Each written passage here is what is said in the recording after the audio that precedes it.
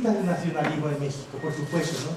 Tenemos una versión católico-conservadora de carácter hispanófilo, guadalupanista, antiprotestante y por eso mismo anti-estadounidense. Y que el lema, la figura paradigmática puede ser Lucas Alamán. Toda una tradición. Existe una versión liberal de carácter laicista, anticlerical e hispanófobo, aunque también bueno, era hispanófono antes, ¿no? Pero ahora ya creo que ya no.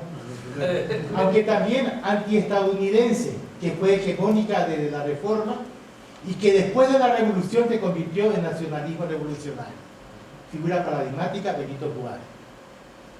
Pero lo que los historiadores, sobre todo en México, se olvida es que existió esto, un nacionalismo popular. Y tenemos una buena base bibliográfica para defender esto. De base indígena y campesina, que comienza a operar desde muy temprano, ya desde la época de la independencia, que vincula la lealtad a la patria chica con la lealtad a la patria grande, y que imagina la nación como como una federación elástica de pueblos autónomos y de municipios libres, cada uno de ellos asentado en la integridad de sus respectivas propiedades comunales. Figura emblemática, Emiliano Zapata. Podríamos decir, el municipio de la nación. ¿De quién era esta frase? Guillermo Prieto. Bueno, vengo de los muchos México, rápidamente. Aquí está todo el esquema de cómo voy a explicar yo en función de los elementos conceptuales que elaboramos acerca de la identidad en general, ¿no? La identidad nacional. Dijimos, yo puedo enfocar la identidad nacional desde una perspectiva global y entonces la nación como cuerpo colectivo. Y que yo podría poner ahí como símbolo de eso una fotografía, solamente en vez de católicos reunidos en torno al Papa, ¿no? Que sé yo, mexicanos reunidos en una noche de grito, por ejemplo, ¿no? El cuerpo colectivo es lo que me interesa, ¿no? ¿Cuál es su identidad? No los individuos. Va a ser fundamental esto. Toda identidad tiene por función diferenciarse con respecto a otros significativos. La idea de otros significativos es una idea de Antonin Giddens. Son las otras naciones. Así que nosotros, un colectivo entonces se diferencia de otros significativos de su mismo nivel, no de cualquier otro sujeto colectivo, ¿no? Que tienen que ser más o menos del mismo nivel, por eso tienen que ser significativos, otros significativos, ¿no? Así es la función de toda identidad. Decíamos que la identidad implica una comparación. Sin la idea de otros otros con los que yo me compare, no existe identidad. No puede existir, es un concepto relacional, implica necesariamente la comparación. Bueno, ahora bien, el hecho de afirmar la diferencia con respecto a otros significativos automáticamente lleva a la pregunta: ¿y en qué me diferencio? ¿Cuáles son los elementos diacríticos a través de los cuales me diferencio de los otros significativos? Bueno, en el caso de la nación, de un colectivo como la nación, entonces, el famoso proyecto, la orientación de la acción, un proyecto que es la dirección política, que es una especie de programa. Y en segundo lugar, la memoria de los orígenes y el legado cultural, que es lo que hemos llamado componente cuasi étnico. Las dos cosas funcionan en forma, digamos así, articulada. Porque generalmente el proyecto va a depender de la idea que yo tengo de mi pasado cultural. Así como a nivel individual nosotros actuamos y proyectamos, etcétera, según la idea que tenemos de nosotros mismos, para ser coherente con nosotros mismos, así también a nivel colectivo. Según la manera como yo defina el legado étnico y la memoria nacional, que no todos comparten de la misma manera, vamos a ver eso, ¿no? En esa misma, eso va a condicionar el proyecto.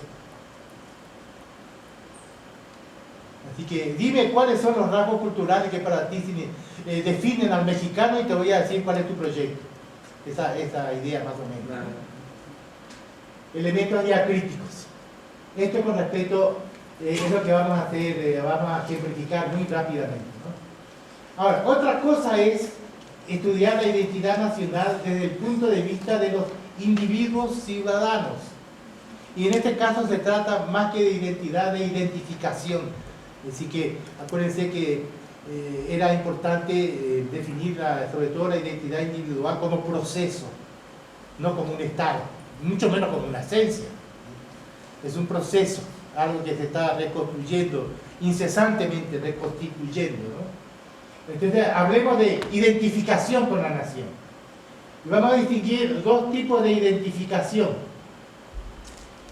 Identificación por pertenencia, aquí falta, así que tienen que, aquí hay una errata, por pertenencia propiamente dicha a grupos más o menos visibles, que implica integración en espacios próximos, vamos a llamar pertenencia, por pertenencia propia, y por transferencialización psicoafectiva con la comunidad imaginada.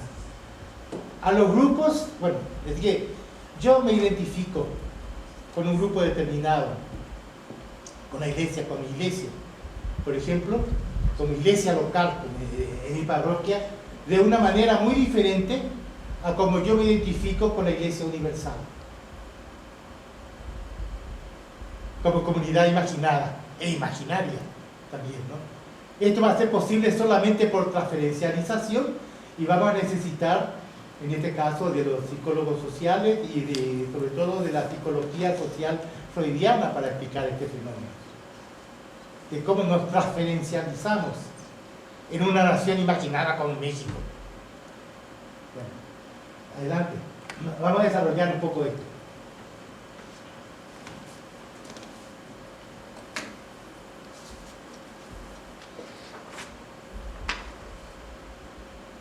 Antes, para ejemplificar un poco aquí, importante, vuélvete al esquema de antes. Para ejemplificar un poco esto de esta diferenciación con respecto a otros significativos, hay trabajos muy importantes históricos aquí, ¿no? Por ejemplo, yo tengo anotado un trabajo reciente de Linda Coley sobre la identidad de los británicos, cómo se construyó históricamente. Y ella habla de Gran Bretaña como una nación inventada, haciendo eco a Benedict Anderson, ¿no? Pero ella enfatiza en su trabajo este aspecto, ¿no?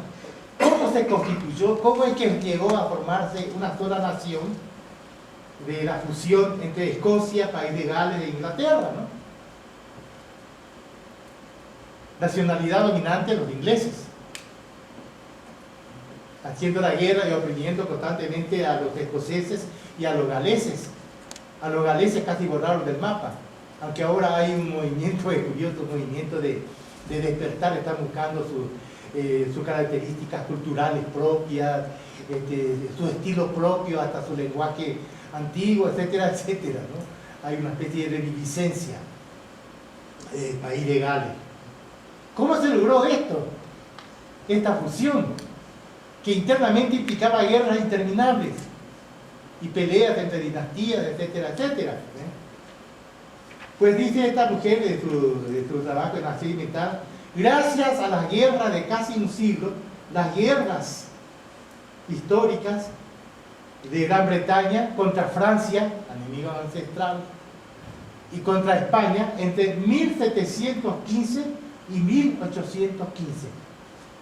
Por eso es muy difícil encontrar rasgos comunes a los británicos, de que realmente rasgos culturales comunes. Ellos más bien se identifican por su diferencia. No se preocupan mucho por el aspecto, digamos así, cultural. Entonces, pues, a nivel de proyecto sí, porque también en este libro se establece como desde el principio la mirada, digamos, hacia la colonización, como no tienen suficientes recursos, desde el comienzo, mirada colonizadora, ¿no? Adelante, esto es para ejemplificar un poco los otros significativos, ¿no? ¿Y quiénes fueron los otros significativos con respecto a México? Así que, de los cuales nos diferenciamos, ¿no? Tenemos otros significativos de carácter, digamos así, de referencia